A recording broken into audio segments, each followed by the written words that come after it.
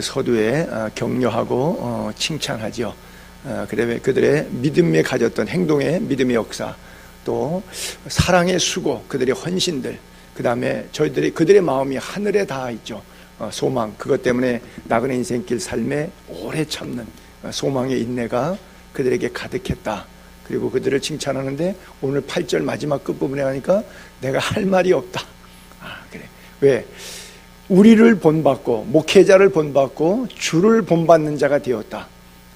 너무나 신앙의 3요소가 확실하고 삶이 아름답고 신앙이 너무나 믿음이 신실하고 그 다음에 샘플이 주님을 본받고 즉 성경대로 산다는 얘기죠. 우리와 주를 본받는 자. 참, 주를 본받는 자는 제가 이해가 되는데 우리를 본받았다는 칭찬이 있어요. 상당히 수준 높은 칭찬인데요. 사도 바울 자신이 거기 이제 바울과 실라와 디모데 세 사람을 우리라고 표현하고 있는데 그 사람이 말씀 앞에 신실하게 살아야 된다고 하는 전제가 하나 있고요. 그 다음에 또 그런다 한들 사람이 사람을 본받는다는 것은 쉬운 일은 아니죠. 주님을 본받는다. 그것은 우리의 목표가 될 수 있는데 여러분 같으면 그러잖아요. 내가 주님 본받겠다. 이건 목표가 될 수 있지만 내가 손용삼 목사처럼 신앙생활하겠다. 이건 목표가 될 수 없잖아요. 자신이 없잖아요, 제가. 근데 사도 바울은 그렇게 말했고 실제 성도들은 그들을 본받았어요. 정말 피차 이런 은혜가 우리에게 있기를 바랍니다. 5절을 먼저 올려볼게요. 이는 우리 복음이 너희에게 말로만 이른 것이 아니라 그렇다고 해서 말의 중요성을 간과해서는 안 됩니다. 전하는 자가 없이 어찌 들으리오 그랬거든요. 그러니까 복음은 말로 전달됩니다. 분명히 이해하셔야 돼요. 이 전제를 무시하면 안 돼요. 복음은 말로 전달됩니다. 그래서 말이 굉장히 중요해요. 그런데 말로만 끝나면 안 된다는 이야기를 좀 강조법을 써가지고 말로만 이른 것이 아니라 세 가지 토막을 내가지고 능력과 성령과 큰 확신으로 되었다. 그리고 우리가 너희 가운데서 너희를 위하여 어떤 존재로서의 모습이 보였는지 내가 어떤 사람인지 너희가 설명 안 해도 잘한다. 지금 5절은 그렇게 시작하고 있습니다. 예수 믿는 사람들은 물론 말로 예수를 믿게 되었는데 이 말로뿐만이 아니라 능력과 성령과 큰 확신, 즉 지식으로 끝나는 것이 아니라 체험이 분명히 있어야 돼요. 여러분 안에 예수 그리스도에 대한 체험이 있습니까? 주님 만난 체험이 있으세요? 글쎄, 있는 것도 같고 없는 것도 같고 그래요? 여러분 제일 불행한 게 평생 교회 다니고 예수 못 만난 사람이고요. 제일 대박난 게 교회 온 예수 믿은 첫날 예수님 만난 거예요. 나는 여러분 예수님 만나게 되기를 바랍니다. 몇 년 교회 다녔느냐? 중요하지 않아요. 내가 교회에서 목사냐, 장로냐, 권사냐, 집사냐? 하나도 중요하지 않아요. 내가 예수님 만난 이후에 내가 죽어버리고 내 안에 그 예수님 모시고 주와 동행하며 살고 있는가? 이게 제일 중요한 거예요. 신앙의 핵심입니다. 복음이 내 안에 들어오면 나를 바꿔내는 거예요. 그렇기 때문에 내가 갖고 싶어서가 아니라 성령의 능력 안에서 나에게 체험이 분명하게 되어 있어요. 예수님이 내 안에 들어오셨는데 내가 체험이 없어요? 감각이 없어요? 느낌이 없어요? 확신이 없어요? 말이 안 되죠. 예수님이 내 안에 들어오면 분명한 성령의 능력, 확신, 체험들이 내 가슴을 누르게 되어 있어요. 근데 이렇게 말하면 뭐한데 꼭 그런 체험이 있다는 건 아니지만 이해를 위해서 수식하자면 날라리 체험, 가짜 체험 그런 것들은 아무 소용이 없어요. 신앙에 도움이 안 돼요. 제가 간혹 이야기하듯이 신사도 운동, 성령 운동 한다고 해서는 앞에 방언기도 한답시고서는 사람 넘어뜨리는 것 이런 것들은 아무런 소용이 안 돼요. 그래서 여러분 어디 가서 사람 넘어뜨리는 집회에 이렇게 참석하면 이건 또 가짜 목사구나. 그냥 100% 도장 찍어버리세요. 이건 가짜다. 딱 찍으세요. 물론 100%라고 하는 것 자체는 문제가 있을 수가 있겠죠. 성령의 역사가 제가 몇 차례 말씀드렸습니다만 딱 한 번 그런 경험이 있어요. 예수님께서 군호를 짜고 로마 군인들이 찾아왔을 때 제자들 체포하지 않고 본인만 잡으라고 로마 군인들에게 네로라 나다 이렇게 말씀하셨어요. 본인이 나선 거에 제자들을 감싸시려고 그때 잡으러 왔던 군인들이 뒤로 물러가 엎드러지니라 이렇게 써 있는 구절이 하나 있어요. 그래서 예수님의 어떤 말씀의 권위 앞에 내로라 하는 딱 한마디, 나야, 이 한마디에 그냥 영적인 권위에 눌려서 이방인이었던 로마 군인 그 자리에서 엎어진 경우가 있어요. 그러니까 그럴 수가 있겠죠. 근데 그런 집회하는 사람은 날마다 그거 해. 그렇죠? 그리고 넘어진 사람이 지난주에도 넘어졌는데 이번 주도 넘어지고 그 다음 달도 넘어지고 작년에 넘어졌는데 내년에도 또 넘어질 거야. 그건 아니에요. 그렇죠? 그거는 뭐예요? 생쇼 하는 거예요. 사도 바울도 엎어집니다. 그렇죠? 언제? 딱 한 번 다메섹에서. 그 다음에는 엎어진 일이 없어요. 셋째 하늘까지 끌려 올라가서 주와 더불어 교제하고 삶으로 인격으로 변화된 삶을 증명해냅니다. 삶은 하나도 안 변해. 돈 쓰는 거, 시간 쓰는 거, 예배당 교회 와서 하는 짓은 똑같아. 근데 예배당만 와서 은사 집회하면 빨라당 자빠러지고 뭐 거품 물고 막 난리쳐.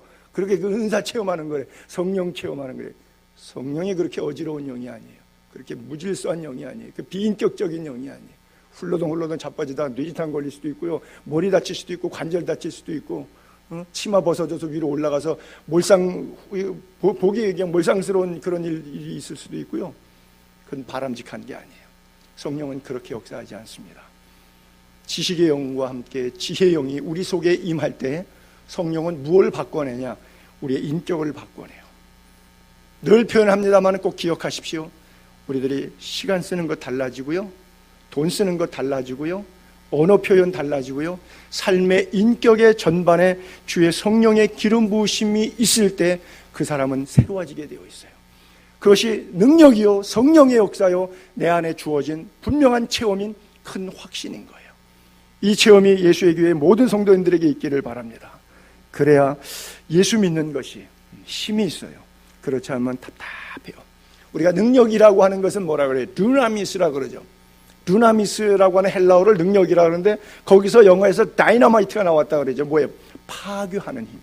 그렇죠?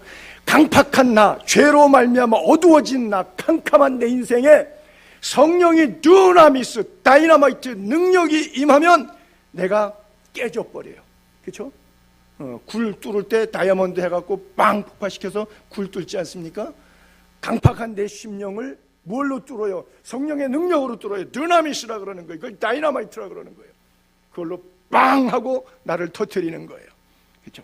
그래서 성경 앞에, 말씀 앞에, 주님 앞에 나로 하여금 무릎 꿇고 인생을 살아가도록 만드는 거예요. 하나님 앞에 기브업, 항복하면서 내 인생을 살아가도록 만. 옛날에는 기도하면서 다 주세요. 근데 하나님을 나 앞에 무릎 꿇겠어요. 그렇죠?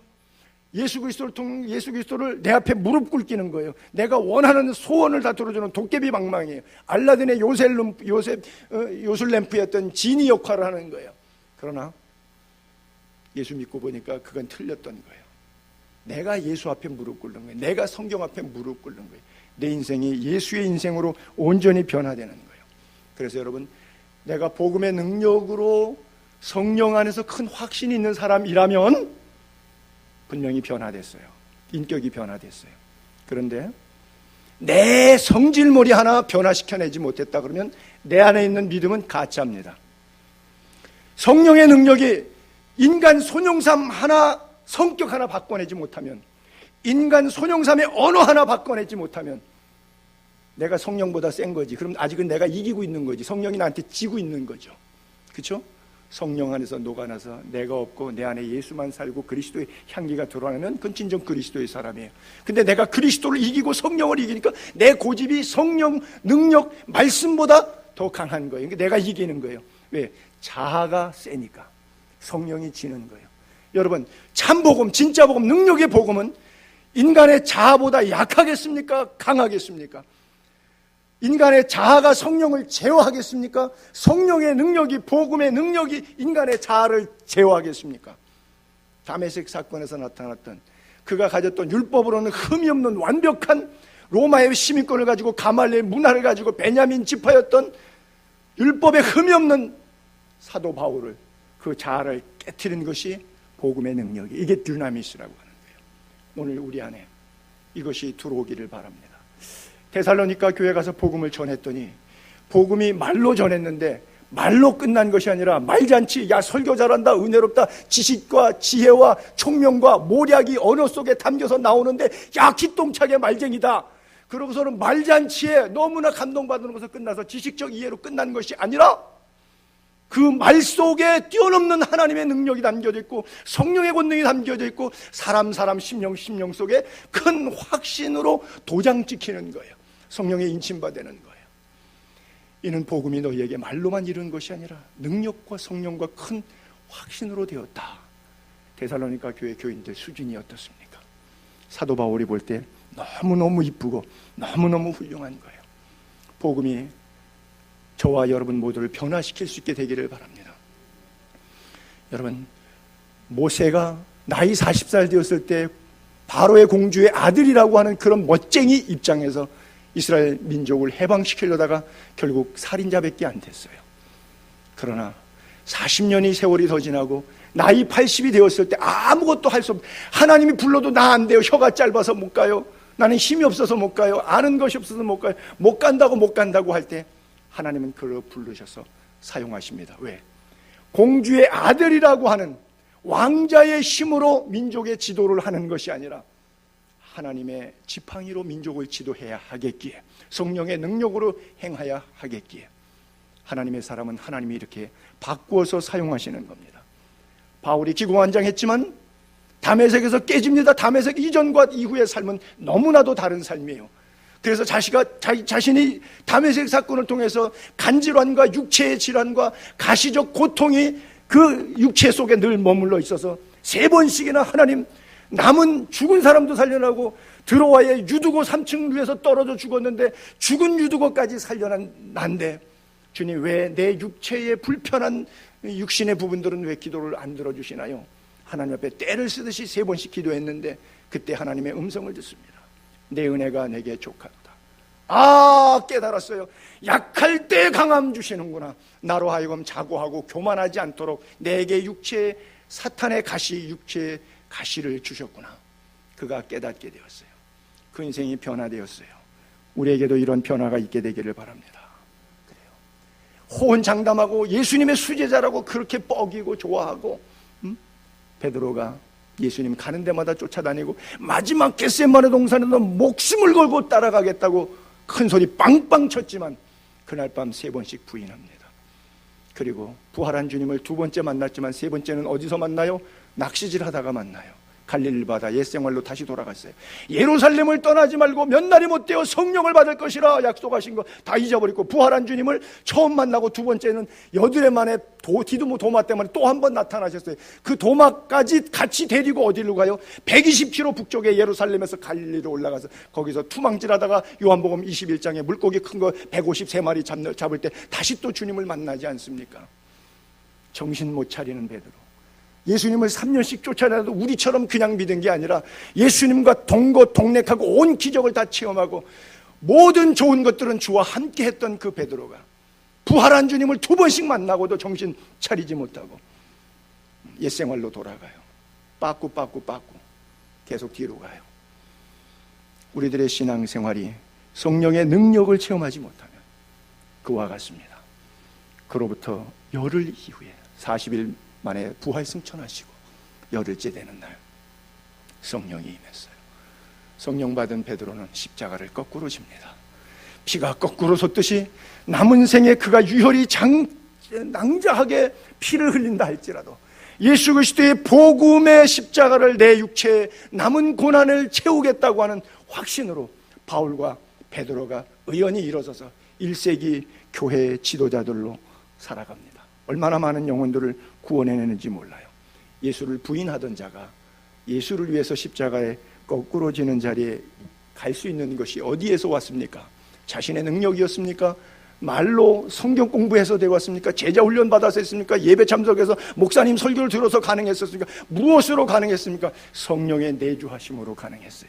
왜? 성령은 능력인데 그 성령이 나의 삶을 이끌어내고 밀어내니까 그 성령이 주시는 힘, 능력 안에 사는 거예요.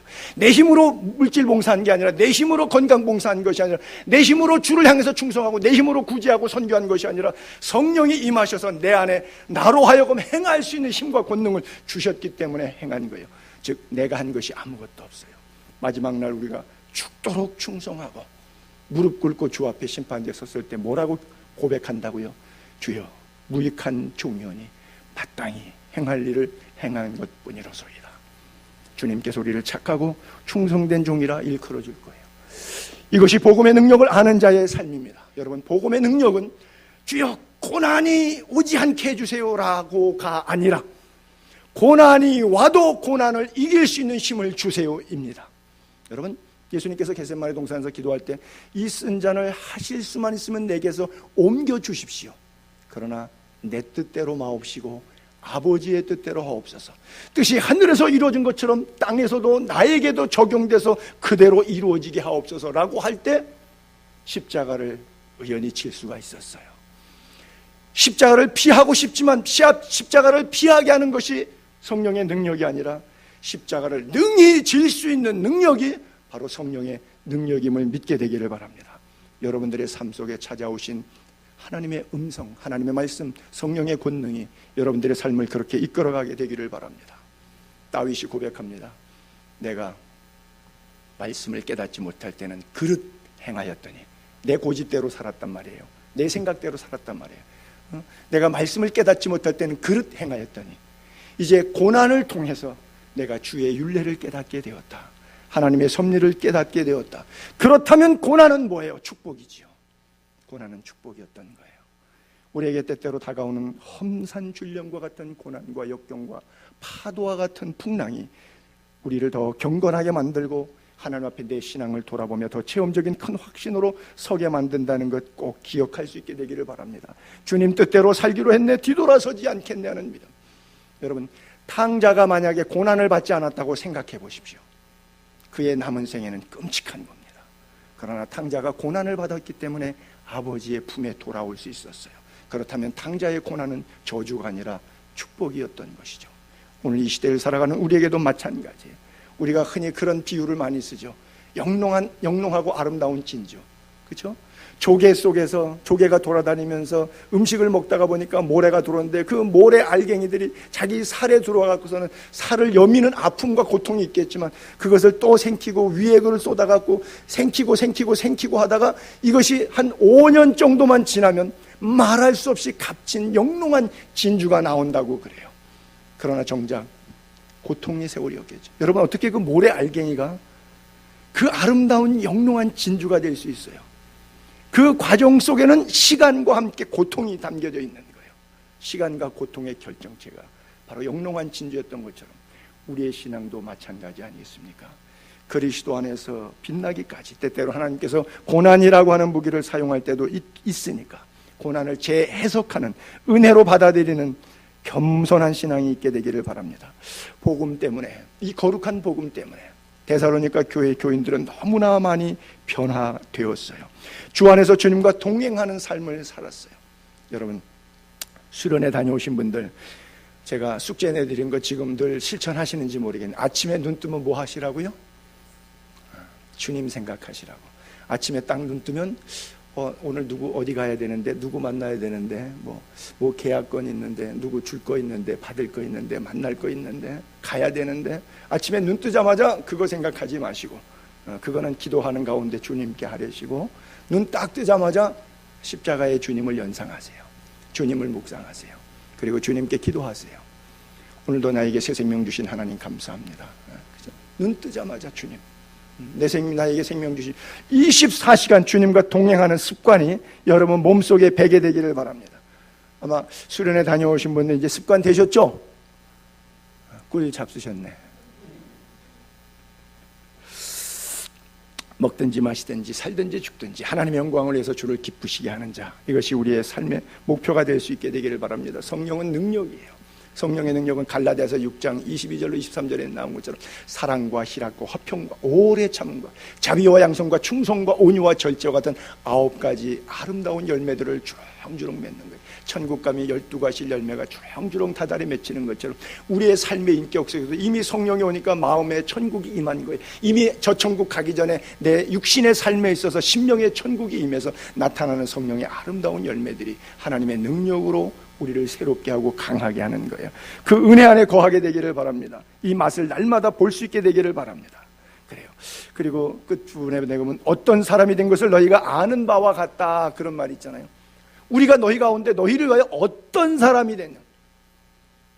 무슨 얘기냐? 사도 바울이 교인들 보고 당신들한테 내가 나를 설명 안 해도 벌써 나를 다 겪었으니까 아시죠? 그 뜻이에요. 굉장히 서로가 서로에게 자신이 있는 삶을 하나님 앞에서 고백하고 있는 거예요. 예를 들면 그런 거죠. 아무개 목사, 그 사람 이런 사람이야. 아무개 장로, 그 사람이 이런 사람이야. 금방 여러분 연상이 딱 쉽게 되죠. 바로 그 얘기예요. 너희 가운데서 어떤 사람이 된 것 너희가 알지 않느냐. 손영삼 아무개, 그 사람 이런 사람이야. 그 인격, 신앙의 품격, 그 사람의 격이 쫙 다 이해가 돼버렸어요. 왜? 다 읽었어 이제. 그 사람이 뭐 어떻게 하는지, 살아온 삶을 얘기하는 것과 행동하는 것에 따라가는 것, 모든 것을 보니까 그 사람이 읽어지더라는 얘기죠. 그 사람의 신앙과 인격과 경제와 활동과 모든 면이 다 읽어지는데 바로 바울이 그렇게 고백하고 있어요. 너희 가운데서 내가 어떤 사람인지 너희가 안다, 그래요. 잘못된 선입견으로 아는 것이 아니라 바른 정보로 그들이 알고 있다는 거예요. 사람 인간관계 하다 보면 제일 고약한 사람이 어떤 사람이죠? 남에게 잘못된 정보를 입력시켜 주어서 선입관이 굴절돼서 그 사람을 바라볼 때 교제도 안 했는데 이미 굴절된 시각으로 그 사람을 보게 만드는 사람들, 아주 고약한 사람들이죠. 인간관계 속에는 이런 일들이 비일비재하게 많이 있어요. 마치 어떤 범죄 영화에, AI 범죄 영화 같은 데 보면은 착한 사람인데 머리에 인공지능 빼갖고 다른 지능을 갖다 집어넣어서 이 사람이 착한 사람인 줄 알고 사람들이 모여서 같이 활동하는데 갑자기 뭐 폭군이 돼서 사람을 막 죽이고 살인하고 이렇게 하면 멀쩡히 괜찮았던 사람인데 여기서 칩을 본인 거 빼내고 나쁜 칩을 딱 넣어가지고, AI 그런 공상과학 영화에 보게 되면 그런 스토리 있잖아요. 나 혼자만 그런 영화 보고 여러분들은 전혀 안 봐가지고 뭔 소린지 몰라요. 무슨 말이냐? 질병 가운데서도 제일 고약한 질병이 있는데 면역성 자기 파괴한다는 거 있죠. 자기가 자기를 공격한다는 거예요. 인체는 면역성이 있어갖고 모든 질병이 오면 다 싸워서 이렇게 밀어내는 거예요. 싸워서 밀어내는 거예요. 근데 싸워서 밀어내는 편 가운데 여러 가지 뭐 백혈구 적혈구든 여러 가지 같은 편이 있는데 이 같은 편이 지가 저쪽을 밀어내는데 적군과 아군을 구분 못하고 우군을 공격해버리는 거예요. 그러니 얼마나 힘들어요. 여러분, 외부의 적보다 내부의 적이 더 힘들다 그러잖아요. 그러니까 모든 병을 다 걸려버리는 거예요. 이 면역성 체계가 무너지는 것만큼 큰 질병이 없어요. 신앙생활도 영적인 생활도 마찬가지. 우리가 마귀의 사탄하고 싸워야 되는데 교인들끼리 싸워요. 공격 대상이 잘못됐어.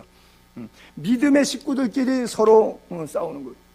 우군끼리 싸우는 거예요. 이거 다 잘못된 거죠. 그래서 사도 바울은 바로 그 얘기를 하는 거예요. 어떤 사람이, 우리 관계가 어떤 관계인지 말하지 않아도 알지 않겠느냐. 그렇죠? 우리가 그리스도 안에서 한 형제와 자매된 것을 그가 고백하고 있어요. 자, 6절로 넘어가 볼게요. 넘어가 보면 또 데살로니가 교인들의 모습은 환난이 많았어요. 뭐 1세기 교회가 어디든지 다 환난이 많죠.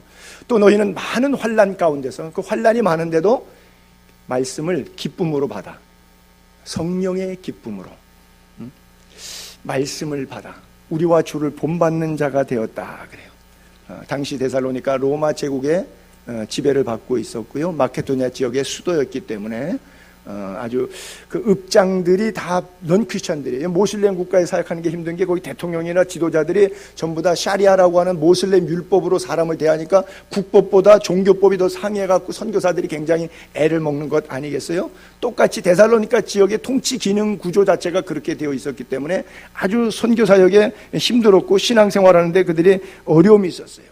환란이 많이 있었어요. 역경이 많이 있었어요. 궁핍함이 있어요. 근데 많은 환란이 있어도 괜찮아. 기뻐. 말씀을 받는데 그 말씀에 주는 기쁨 때문에 주체할 수 없는 감사, 이것이 넘쳐요.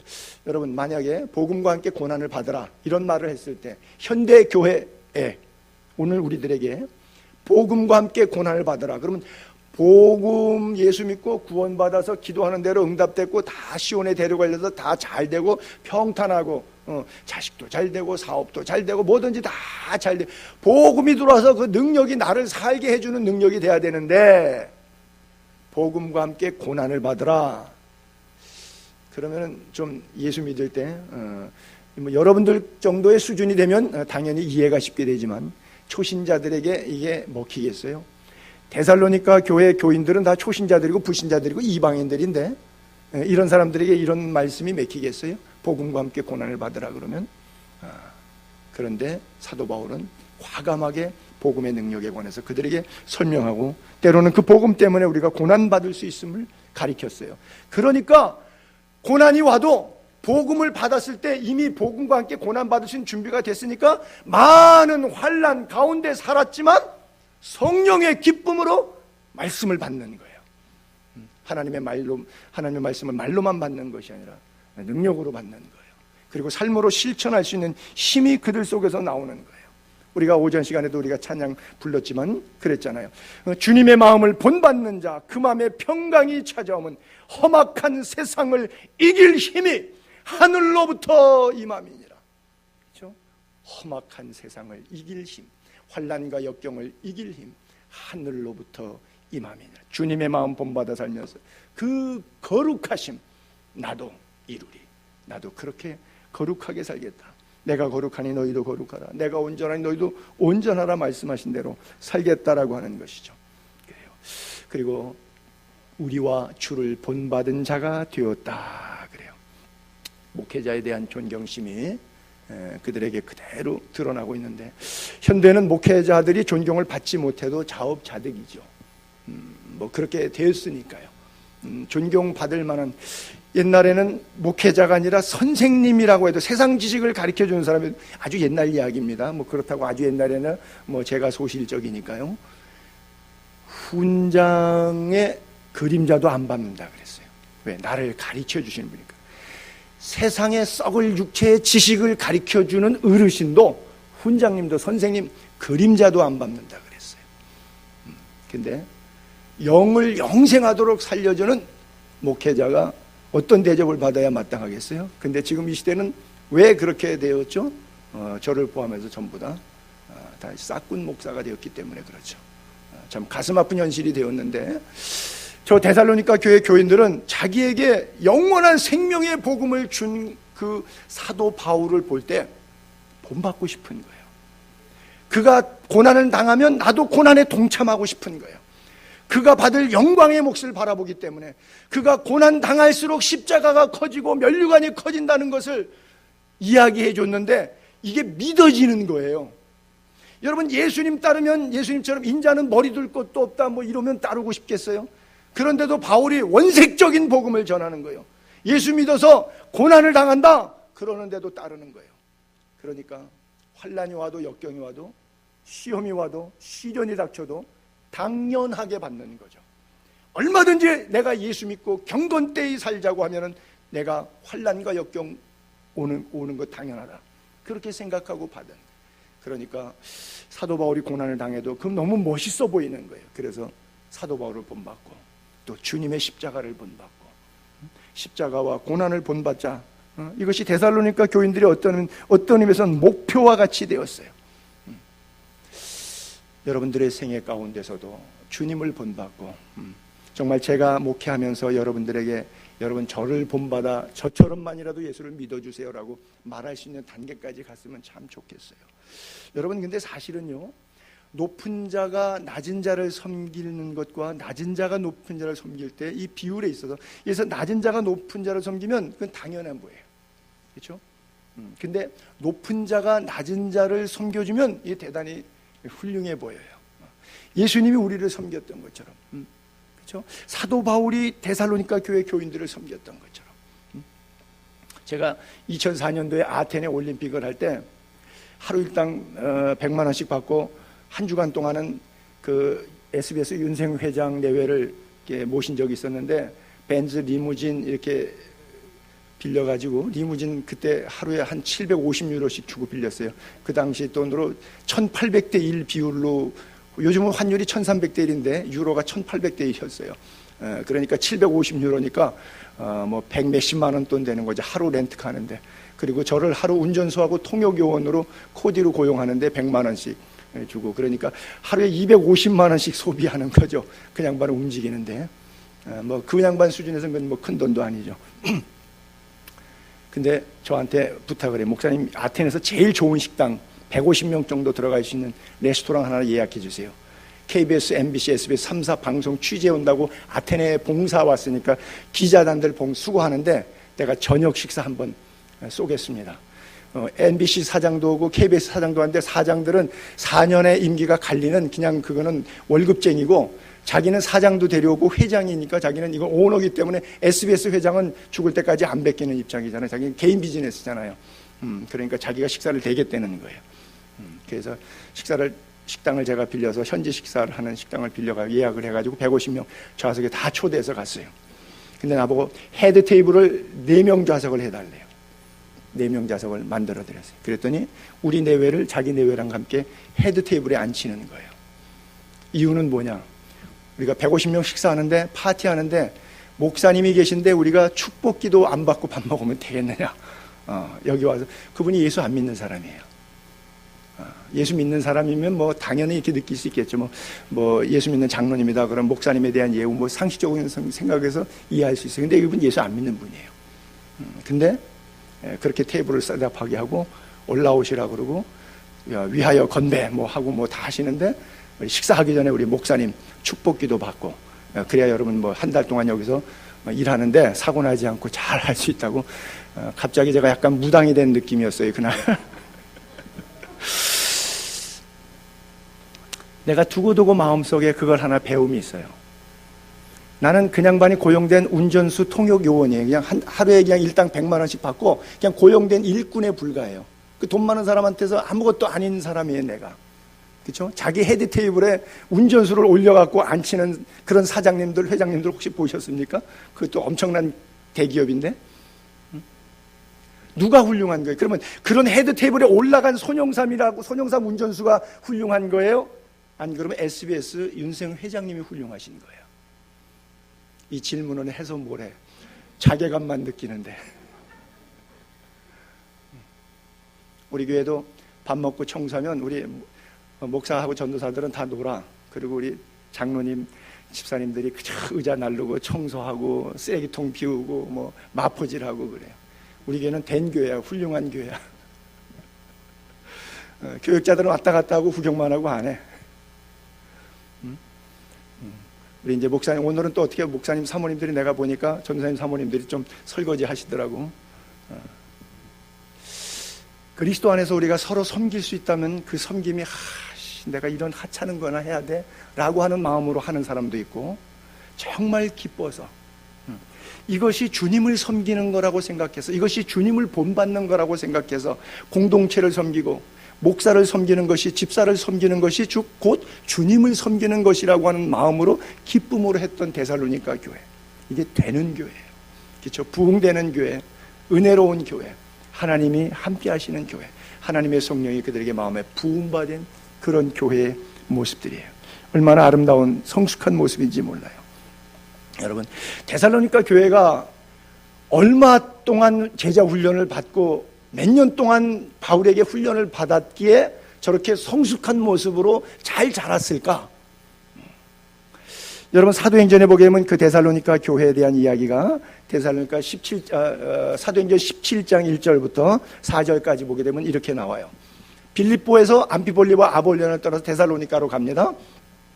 그들이 데살로니가에 이르니 거기 유대인의 회당이 있는지라 바울이 자기의 관례대로 그들에게 들어가서 새 안식일 372 20일 석주갑니다. 새 안식일에 성경을 가지고 강론해가지고 성경의 뜻을 자세히 풀어주는데, 그 내용은 그리스도가 해를 받고 십자가, 죽은 가운데서 다시 살아난 부활, 이걸 증언하는 거예요. 십자가와 부활, 내가 너희에게 전하는 이 예수가 바로 우리가 기다렸던 메시아다. 유대인들이 그렇게 기다렸던 메시아가 바로 예수님이다. 이 예수가 그리스도다. 그 중에 어떤 사람과 경건한 헬라인의 큰 무리와 적지 않은 귀부인, 돈 많은 부인들이란 말이죠. 그렇죠? 돈 많은 부인들이. 그러니까 선교 헌금을 많이 이렇게 보냈다는 이야기도 거기에 내포되고 있는 거예요. 귀 부인도 권함을 받고 바울과 실라를 따르나 권함을 받았다 따랐다 그랬어요. 그들이 물심양면에 사도 바울의 선교 사역을 맞아 인생 살면서 내가 가장 귀한 진주를 만났어. 천국의 소망을 얻었어. 이제 남은 생에 내 시간과 물질과 삶의 인격의 전부는 이것이 나의 삶의 목표가 되어야 되겠다. 예수님 유언 받들자, 증인되자, 그리고 그 사역의 동역자 되자. 여기에 경건한 헬라인 큰 무리, 작지 않은 숫자죠. 큰 무리, 그리고 적지 않은 돈 많은 부인들이 상당수가 있었다는 얘기. 적지 않은 귀부인들, 그렇죠? 그 사람들이, 여러분 사실 부자들이 예수 믿기가 쉬워요, 어려워요? 어렵죠. 가난한 과부 엽전 두렙돈하고 바리새인이 금가락시를 냈을 때 예수님께서 비교했던 더 많은 돈을 과부가 했다고 하는 것처럼 쉽지 않은 얘기입니다. 근데 권함을 받고 따랐다. 데살로니가 교회에 얼마나 바울이 오랜 세월 동안 사역했는가 했더니 3번 설교했어요. 3번 설교. 3번 설교했는데 이런 일이 일어날 수 있을까요? 이게 성령의 역사라고 하는 거예요. 사람이 하는 것이 아니라 성령의 역사이기 때문에 가능해요. 3번 설교했는데 3번 성경을 가르쳐줬는데, 그래서 저는 그런 생각도 해봐요. 사도 바울이 설교 엄청 잘하나 보다. 성경 강론을 아주 쪽집게처럼 강론을 잘했나 보다. 정확하게 찍어줬나 보다. 근데 반대로 조직신학 차원에서는 거꾸로 이렇게 생각하는데, 사족을 달지 않고 예화를 쓰지 않은 것 같아. 그냥 제 생각인데요. 원색적 복음만 전한 거예요. 예수 그리스도만, 십자가와 부활만 딱 전한 거예요. 뭐 장구하게 설명하고, 그리고 3주 동안 나눠서 1단계, 2단계, 3단계, 초급, 중급, 고급반으로 해서 조직적으로 생각하지 않았을 것 같아요. 지난주 설교, 이번 주 설교, 셋째 주 설교 똑같은 얘기했어. 십자가와 부활. 다른 얘기 안 했어. 원색적 복음. 오늘 여러분들이 들으면 나 그거 다 아는데 지루한데 설교 준비 안 했나 보다 목사님. 그거는 우리가 상식인데 다 하는데 뭐 그런 얘기 말고 이제 다른 좀 준비된 설교, 좀 이렇게 좀 어떤 세계의 정세에 돌아가는 것과 또 우리 실정에 맞출 수 있는 예화와 또 감동적인 스토리를 또 성경을 좀 잘 이렇게 재밌게 풀지, 좀 이렇게 의미 있게 좀 풀지. 십자가와 부활 이걸 누가 몰라? 우리 다 알지. 그것 때문에 여기 왔는데 뭐 그거 또 들으려고 하나? 다 아마 현대인들은 그럴 거예요. 근데 원색적 복음만 그대로 3주 반복적으로 전했는데 그들이 깨졌어요. 사실 복음에 뭘 이렇게 자꾸 섞는 것은 좋지 않을 수도 있어요. 그렇죠? 원색적 복음만 그대로 선포될 때 이 복음이 능력 있지, 복음에 갖다가 곁까지 붙이는 인터넷 이야기, 예화 이야기, 미스 미디어에 나왔던 이야기, 뉴스 이야기, 소설 이야기, 문학 이야기, 음악 이야기 갖다가 더 얹으면 뭘 많이 들은 거는 같은데 핵심은 놓친 거예요. 그러니 능력에 대한 체험이 없는 거죠. 오늘날 제 설교를 포함한 많은 부분의 설교가 그런 거죠. 핵심을 맴돌아. 핵심에서 맴돌아. 핵심은 성경 구절은 읽었는데 그 성경 구절에 대한 강해가 아니라 딴 얘기로 그냥 돌아와서 뭐 내가 누굴 만나고 뭐 어디 가서 뭐 어떤 스토리가 있었네 얘기하다가 그냥 끝. 그리고 기도합시다 그러고 끝나는 거예요. 3번 세안실에 성경을 풀어서 강론했어. 그리스도란 기독론만, 십자가, 부활 2 단어만 엔터키 탁탁 쳤는데 그들의 지금 표현했던 것처럼 이렇게 변화가 왔어요. 믿음의 역사들, 사랑의 수고들, 소망의 인내가 그렇게 신실할 수가 없어. 서로가 서로를 말 안 해도 잘 알 정도로 그렇게 유무상통하는 관계가 되었어요. 그럼 마지막으로 7절, 8절. 그래서 그 믿음이 너무 좋잖아요. 데살로니가 교회 같은 믿음. 그러니까 그러므로 너희가 마게도냐는 네아폴리, 빌립보, 암피볼리, 아볼로냐, 데살로니가, 베레아 6대 도시 성경에 나오는 거기가 다 마게도냐예요. 그 다음에 아가야는 아덴, 아레오파고, 겐그레아, 고린도 이런 지역이 아가야 지역이에요. 이 마게도냐와 아가야는 즉 지금 그리스 영토인데 그 전국과 전국에 있는 모든 믿는 자의 샘플이 됐대요. 탁본이 됐어요. 그리고 주의 말씀이 너희에게로부터 반복하는 얘기, 또 마게도냐 아가야뿐 아니라 하나님의 향한 너희 믿음의 소문이 각처에 로마로, 터키로, 그리스뿐만 아니라 각처로 소아시아로 펼쳐져 나갔어요. 그러니까 우리는 아무 말도 할 것이 없대. 너무 황송무지로서 뭐 너희에게 무슨 설교를 할 필요가 있겠냐. 신앙생활 그렇게 잘하는데 뭐 내가 해줄 말이 없어. 해줄 말이 없어. 아무 할 말이 없대. 사도 바울이 얼마나 신앙생활을 잘하는지 더 이상 뭐 가리킬 게 없대. 이제 하산하라 뭐 이제 그거예요. 여러분들도 하산하세요. 여러분 모든 믿는 자의 본, 믿음의 소문, 그 믿음의 본이 되는 소문이 뭐냐? 바로 행실이죠. 말로만 들은 게 아니라 행동으로 결실이 나타났다는 것이죠. 예수를 수십 년 믿어도 행동에서 안 나타나면 의미가 없는 것이죠. 그래서 부흥하는 교회들의 특징이 주변의 그 교회 목사님, 성도님들 평판이 아주 좋아요. 데살로니가 교회도 평판이 본이 되었다. 믿음의 소문이 쫙 퍼졌다는 얘기는 말씀 고지고대로 살더라. 여러분 성경대로 살아봐요. 손해봐요. 사업할 때, 인간관계할 때 성경의 잣대로 살아봐요. 망합니다. 그렇잖아요. 예전에 아테네 한인교회 할 때 우리 그 장로님이 그 서울하우스 레스토랑을 하시는데 그분이 했던 얘기 내가 잊어먹질 않아요. 목사님, 성경대로 이 식당 하면요 세금 다 주고요 제 인건비도 안 돼요. 어떤 건 찍고 어떤 건 안 찍고 이렇게 해야지. 그래야 조금 뭐 떨어지지. 그거 다 찍고 세금 그대로 내면요 제 인건비도 안 빠져요 그러시더라고요. 그게 현실이에요. 그렇죠?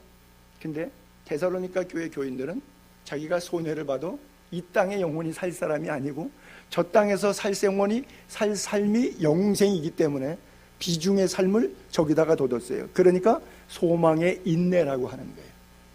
천국 소망 때문에 이 땅의 삶을 인내할 수 있는, 오래 참을 수가 있는 거예요. 손해봐도 참을 수가 있었던 거예요. 왜? 복음의 능력이 나를 그렇게 만드는 거예요. 내가 그렇게 하고 싶어서 되는 게 아니고 지식적으로 배워서 목사가 이렇게 하더라, 성경을 가르쳐주니까 하더라. 그런 사람은 제가 지구상에서 보질 못했어요. 목사 가르침대로, 여러분 자식들 가르침대로 자랍니까? 아무도 없어요. 부모 보여준 대로 자라죠. 아무도 없어요. 목사 설교한 대로 사는 교인들 아무도 없어요. 성령이 타치하셔야지. 단 성령이 만져질 수 있도록 여러분들의 귀에 복음을 들려주는 역할이 제 역할인데, 어떤 사람에게는 들릴 것이고 어떤 사람에게는 들려도 한 귀로 듣고 흘려버릴 것이고, 어떤 사람은 귀를 막고 그건 너나 해라, 나하고는 상관없는 이야기다, 뭐 이렇게 듣는 분도 있고, 한 세 가지 부류로 나타나겠죠. 그래요. 본이 되었다. 여러분 예수님의 세족식 이야기 한 토막 읽어볼게요. 요한복음 13장에 보게 되면 내가 주가 되고 선생이 되었다. 근데 너희 발을 씻겨줬다. 그러면 너희도 서로 발을 씻겨주는 것이 옳다. 내가 너희에게 이렇게 발 씻긴 것처럼 너희도 발 씻기게 행하려 하여 내가 샘플을, 본을 보였다. 내가 진실로 너희에게 말한다. 종이 주인보다 크지 못하고 보냄을 받은 자가 보낸 자보다 크지 못하라. 너희가 그렇기 때문에 이것을 알고도 행동하면, 말씀을 듣고도 실천하면 복이 있으리라. 뭐가 복된 거예요? 듣고 행하는 자가 복이 있다는 거예요. 세족식을 실천하는 자가. 근데 데살로니가 교회 교인들은 이걸 했어요. 참 대단한, 이 3주 동안에 어떻게 이런 큰 은혜가 임했는지 성령 하나님께서 오늘 이 시대도 여러 교회들, 우리 한국 교회도 강단을 통해서 하나님께서 이런 만져주심의 특별한 은혜가 좀 있었으면 좋겠어요. 제가 지난 7년 동안 교회 개척한 시간들을 3주간 동안 또 기도원에 가서 돌아보고 생각하니까 만 가지가 감사하더라고요. 안식년 끝나고 다시 돌아갈까 말까 고민하고 뭐 기도하는 가운데 느닷없이 개척은 됐는데 어떤 분이 그냥 불쑥 제가 5천만 원 헌금할 테니까 목사님이 개척한다 그러면 제가 5천만 원 헌금할게요. 어떤 분이 2천만 원 할게요. 어떤 분이 1,000만 원 갖고 왔고. 김양재 목사님은 이메일 했더니 와서 이 창립 예배 와서 설교 좀 해달라고 그랬더니 내가 그날 결혼 주례가 있어서 설교는 못 하는데 내가 500만 원 보낼 테니까 의자 사는데 보태. 그래갖고 그때 의자 거기다가 사놨고, 먼저 있었던 1,000만 원 주고 성구 샀던 것은 의자는 다 그 산 여자 목사님 다 돌려줬어요. 다 돌려주고 돈 주고 사갖고 돌려줬어요. 그리고 김양재 목사님이 사주는 그 의자로 샀어요. 한 주간 안에 8,500만 원, 뭐 전체 9,600만 원이 들었어요. 뭐 제 돈은 한 1,000만 원 조금 더 들었으니까 개인 사비는 뭐 거의 들지 않았어요. 이게 9,600만 원 들여서 예배당을 꾸며갖고 첫 예배를 드리면서 시작했는데 그 9,600만 원 가운데 8,500만 원이 한 주간 안에 다 돌아버렸어요. 그래서 제가 할 수 없이 개척한 겁니다. 개척 꿈에도 생각을 안 했는데 제가 무슨 얘기를 하고 있는 거냐면, 돌아보니까 7년 동안 하나님께서 그때그때마다 사람을 쓰시고 그 사람 마음속에 감동을 주시고 은혜를 주셔서 하나님의 일을 행하게 하시는데, 너무 생각할수록 하나님의 은혜 감사하고 또 그분들이 고맙고 그렇더라는 것이죠. 그래서 내가 중간 브레이크 하면서 참 하나님 은혜 다시 고백하고 그분들에 대해서 고마움을 느끼는 그런 시간 갖게 돼서 참 감사하다. 그 이후에 그거 거기다가 다 놓고 왔어요.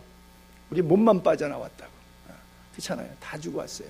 몸만 빠져왔는데 지금 돌아보면 여기 와서 또 한 5년 지났는데, 거기 2년 있었고 여기는 한 5년 있었고, 돌아보니까 많은 것을 허락해 주셨어요. 뭐 누가 5천만 원 1억 뭐 내놓은 사람 아무도 없어요, 우리 가운데.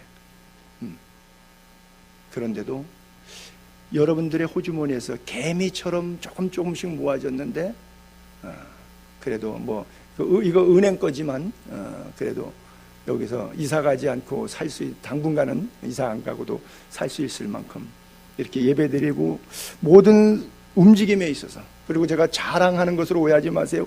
8개 미자립 교회들, 또 8개 해외 선교지들 여러분들이 지원하잖아요. 그 제가 해요? 말만 제가 꺼내지. 제가 서제션만 하지 뒷감당은 다 여러분들이 하시잖아요. 양로원 가고 고아원 가고 군인교회 가고 그거 다 돈 누가 되는 거예요? 여러분들이 되시잖아요. 저는 입으로만 하지 제가 희생하는 거 하나도 없잖아요. 순간순간마다 하나님께서 이 손길 통해서 채우시고 저 손길 통해서 채우시는데, 돌아보니 감사하지 않은 것이 하나도 없더라고요. 그래서 참 우리같이 작은 교회가 큰 교회도 못하는 일들, 그걸 자랑으로 듣지 마시고요, 큰 교회도 못하는 많은 부분의 일들을 기꺼이 잘 감당하고 있다. 우리 교회 와서 신학 공부했던 사람들은 등록금 안 대준 사람이 제 기억에는 없어요. 우리 교회에서 이건 신학 공부한다 그러면 제가 개척하면서부터 그랬거든요. 우리 교회 와서 신학 공부하면 등록금 전액 다 대준다고. 물론 우리 아들만 제가 안 되고 있습니다. 왜? 아들 되면 시험 들기 때문에. 그래요. 여러분 참 얼마나 은혜 감사해요. 한 구절만 읽고 말씀 정리할게요. 빌라델피아 교회에 있었던 이야기예요. 요한계시록 7교회 가운데 빌라델피아 교회 사자에게 편지합니다. 거룩하고 진실하사 다윗의 열쇠를 가지시니 곧 열면 닫을 사람이 없고 닫으면 열 사람이 없는 그가 이르시되, 볼지어다 내가 내 앞에 열린 문을 두었으되 능히 닫을 사람이 없으리라. 내가 내 행위를 아노니. 교인들의 행위를 하나님이 다 아세요. 뭐 선악간에 다 아세요. 하나님이. 내가 작은 능력을 가지고서도, 그렇죠? 나는 우리 교회가 빌라델피아 교회 같은 그런 교회. 빌라델피아 교회는 칭찬만 있고 책망이 없는 교회예요. 참 좋은 교회. 7교회 가운데서 여러 가지 책망이 다 있고 그렇고 책망만 있는 교회도 있고, 그런데 여기는 책망이 없고 칭찬만 있는 교회가 빌라델피아 교회인데, 그 칭찬의 내용이 그거예요. 쥐뿔도 없으면서, 그거예요. 아무것도 아닌 주제에, 그 말이에요. 적은 능력을 가졌어요. 빌라델피아 교회는 세상 사람들의 시각에 볼 때 이건 아무것도 아니에요. 나부레기예요. 적은 능력이에요. 바람 불면 날아갈 것밖에 없어요.